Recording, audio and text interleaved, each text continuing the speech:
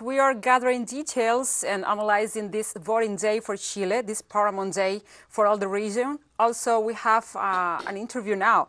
We receive Fernando Alonso Cornejo Faundez, who is a member of Chile's Communist Party, the Proletarian Action. Hello, Fernando, be welcome. Thank you for having me. It's always a pleasure to be on. Okay, it's also a pleasure to have you here with us.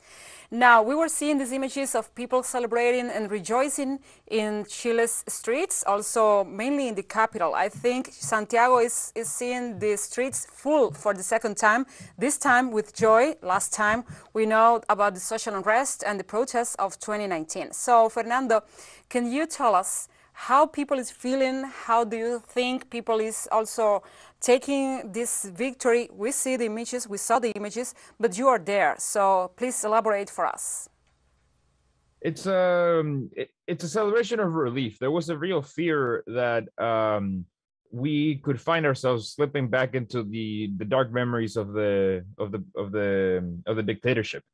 I personally, I feel it's a fear that was never warranted. However, you can't dispute that this is what it is. You know, there was a very tangible fear that there was going to be an extreme reaction after the 2019 protests, and it's one that the Boric campaign played very well. They managed to paint. It's not like Kast was fought very hard to distance himself from this image. But they painted him as someone who wanted to return to the Pinochet, to the time of Pinochet. So you know, this whole election has been a thorough repudiation of that form of politics. I don't think we're gonna see any attempts, hopefully never, to resuscitate the image of Pinochet as a mainstream political alternative. Even the party that he founded during the dictatorship, the Independent Democratic Union, has since distanced themselves from him.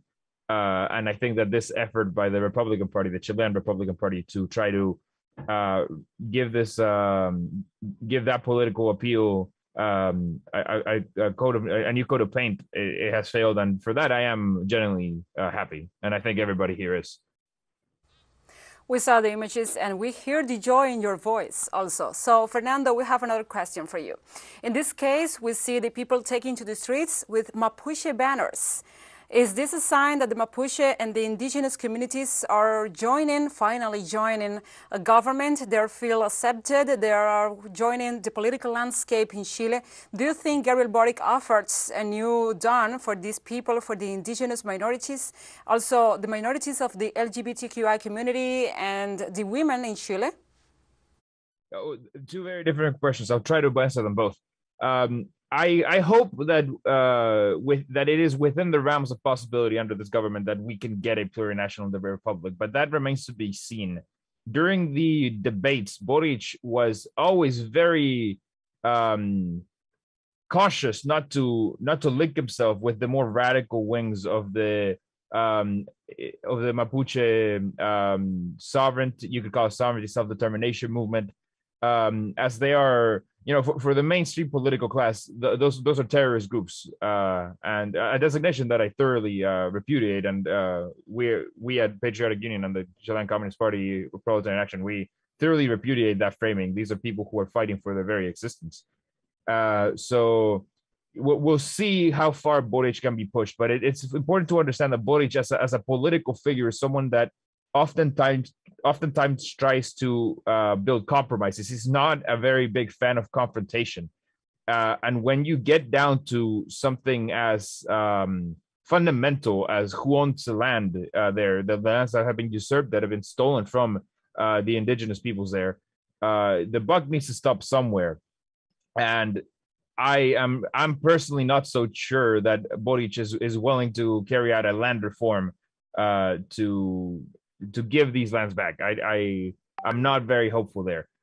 Whether or not we can get a plurinational constitution with the ongoing constitutional change, I deeply hope so. I think that would be a huge advancement for the rights of indigenous people in this country. But if it simply says so in the paper and the indigenous people are still deprived from their lands and deprived from their, not just their rights, but their economic ability to determine their own future, then, you know, a paper can say a lot of things, but reality can say otherwise. as far as sexual minorities, the LGBTQI community, and women, I think it's a bit more hopeful there. I think that Boric runs this, excuse the term, but I hope people understand it, a culture war campaign where he emphasizes a lot of left-wing cultural values, such as abortion, such as same-sex marriage and whatnot.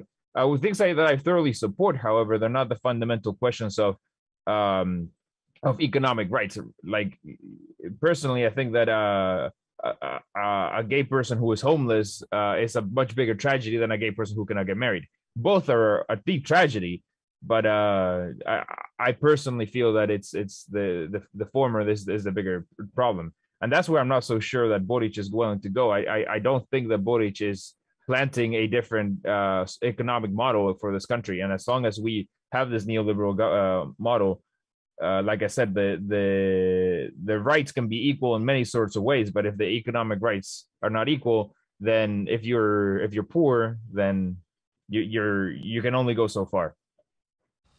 We know the inside political landscape of Chile is very complex. We know that. We have comprehension on that. But at the same time, we want to know about the foreign politics of Boric, the possible foreign politics of Boric. So many heads of state, many progressive heads of state of the region are calling Boric to join, to come forward, to work with them to prosperity and to bring joy to the people. In this case, do you think Boric will adopt this fraternity, this brotherhood with other Latin American nations? I think that the progressive forces in Latin America are in a very strong position right now. Venezuela looks to be improving. Cuba has the destabilization efforts in Cuba have thoroughly failed. Nicaragua had a resounding electoral success. Everything's looking good, and I think that if you're ever going to incentivize someone who is as close to the center as Boric, I know in the media, in the Chilean and American media, he's been painted as some radical communist, but he's really not. If you look at his foreign policy, with the example of Nicaragua, when the Nicaraguan elections were ongoing, he was one of the first Chilean figures to denounce the so-called political prisoners that were ongoing on Nicaragua, and even going as far as spreading the lie that Ortega was the only man on the ballot, it was just that, it was a lie. So I hope that he can be pressured into collaborating more with the CELAC, with ALBA.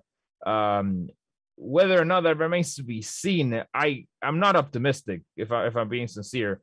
Boric is someone who, as far as to the left as he is in cultural values, when it gets to economics, he tends to toe the line of the United States foreign policy.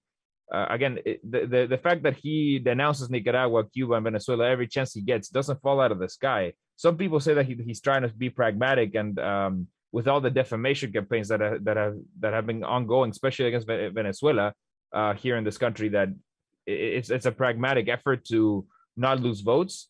But there's something to that, but I think it goes deeper than that. I think that the guy truly considers these countries to be authoritarian and dictatorial, and whether or not he has an appreciation for why these countries are the way they are is kind of besides the point. If you're going to be collaborating deeply with CELAC, with ALBA, you can't be having those kinds of foreign policy declarations. So I would hope so, even though I'm not a Boric supporter. If he goes in that direction, I would welcome it. I would be more willing to, personally, and in as far as a party, we would be more willing to try to collaborate with him.